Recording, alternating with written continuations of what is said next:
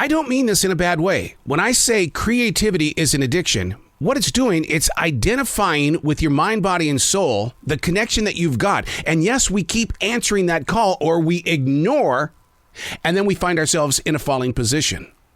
Unplugged because we will always say yes to creativity, totally uncut because, you know what, we all make mistakes. So turn it into a tool. This is Arroe Unplugged. Waking up the creative mind. Ugh. We're all using different methods of required steps. I've always been jealous of my dog, Jazzy, and the reason why is because she can just get up and take off, just like that. And it's like, my God, how do you move so quickly, so early? Because I battle with the clock in all things I do and expect, it's measured out in windows, which can add stress to the foundation of the process. We used to wake up at 4:30 in the morning, my wife and I did, because the job expected us to be there by 6 a.m. My neighbors, they still live that lifestyle, making sure that they hit the sack by 8 p.m. Look at that. We live by windows. This is our time period. This is all we're going to get. And then this has to happen. And because we listen to meditation music throughout the night, the imagination remains clear of the clutter.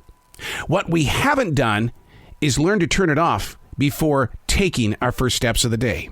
That causes an effect in how long it takes us to activate creativity. The goal is to keep the past right where it lives. The future, it gets here fast enough, so don't put your focus on the future either. Being present puts the mind at rest. There's nothing I can do about the clock except to participate with its path. Hey, it's Arroe. This is The Daily Mess, a chronological walk through an everyday world. I am a daily writer. Man, I just got off the phone. A 20-minute conversation with Sailor Brinkley Cook.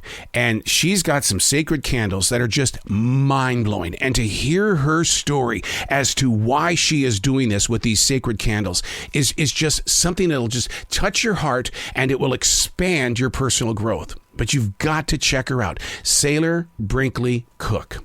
This is The Daily Mess. Now, openly, I got to tell you, I think I was touched by this conversation because I very much so this morning said that I am currently suffering from SAD, which is seasonal affective disorder.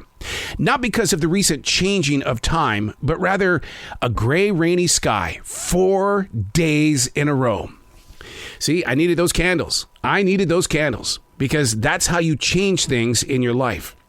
And it does. It plays with your mental storms. Then you find yourself in positions where you've got to make a change in your surroundings, or this self-portrait that you're living, you're going to be activating it. And that's not where I want you to be. So you have to break the daily habits by stepping into the kitchen to create happy foods. Like yesterday, my wife and I cooked homemade tomato soup.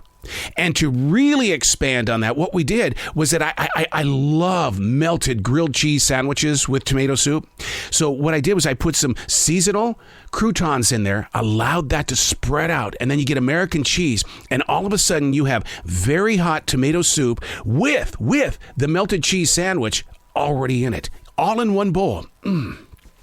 See, going into the kitchen during those moments of SAD, seasonal affective disorder, doing something happy in your place where you're going, oh, I'm just feeling frumpy today.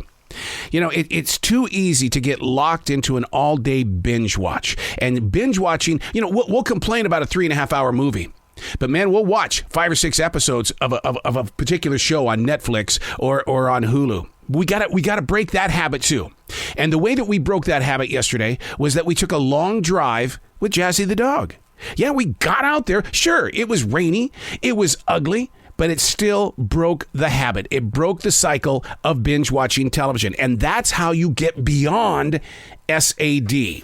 Instead of being addicted to that flat screen, find purpose in your growing screen. Writing is also a very important tool as well. It makes you personally aware.